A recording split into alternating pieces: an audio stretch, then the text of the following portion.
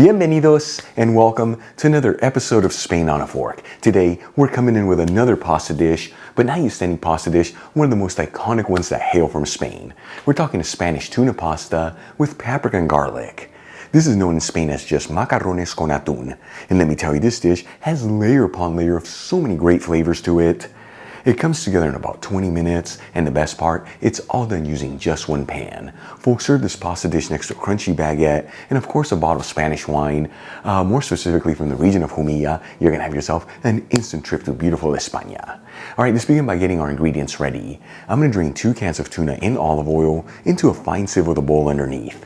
The size of each can I'm using is 4 ounces, which is about 110 grams each. And then we'll gently shake the tuna to remove any of the excess oil. Then we'll grab 8 cloves of garlic, remove the skins, and thinly slice each clove. And for the final ingredient, we'll grab a handful of fresh parsley and finely chop it. For the next step, let's start cooking up our dish. I'm going to heat a large fry pan with a medium heat. Important to use a larger pan here. This is a one-pan pasta dish, that way all the ingredients fit in there. And I'm going to add in 3 tablespoons of the olive oil from the canned tuna, which is about 45 milliliters. After a couple minutes, we'll add in the sliced garlic, and we'll mix it around continuously with the olive oil, that way it all evenly sautés.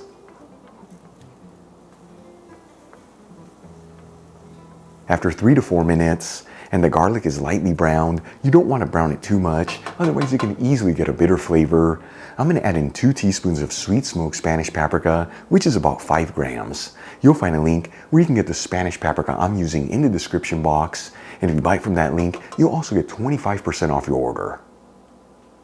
And we'll give it a quick mix, that way the paprika is evenly coating all the garlic. Then we'll add in a 14.5 ounce can of tomato sauce, which is about 410 grams. And we'll season with sea salt and freshly cracked black pepper. If you see that your tomato sauce is too acidic, just add in some sugar in there or even a little baking soda. And we'll give it a mix until everything's well mixed together, and then simmer it for a couple minutes.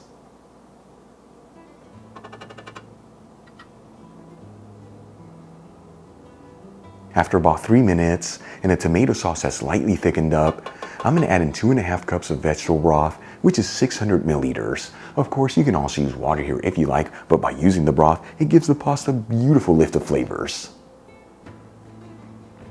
And we'll turn it up to a high heat.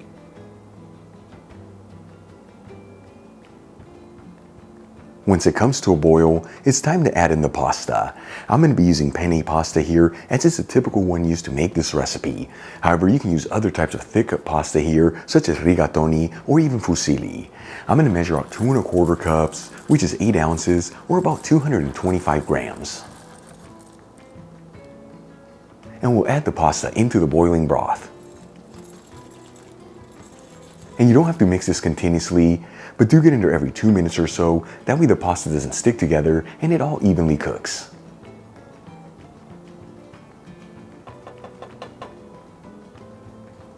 After 8 to 9 minutes, and you can see the majority of the broth has been absorbed by the pasta, but there's still plenty of broth left, I'm going to place the lid on the pan and lower the fire to a low-medium heat, and we're going to continue to simmer this for 2 to 3 minutes until the pasta is just cooked al dente.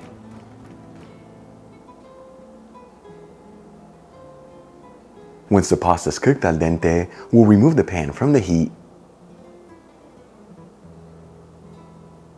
add in the drained tuna, and about 1/4 cup of our chopped fresh parsley, which is 15 grams. And we'll give it one final mix until everything's well mixed together.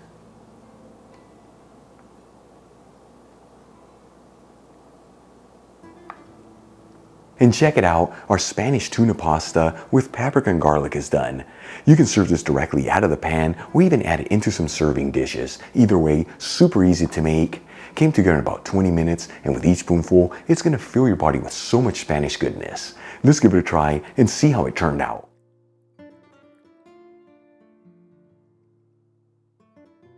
Once again, folks, macarrones con atún, a beautiful Spanish pasta dish. Coming in for a big bite. The real deal, folks. I gotta grab that piece that fell.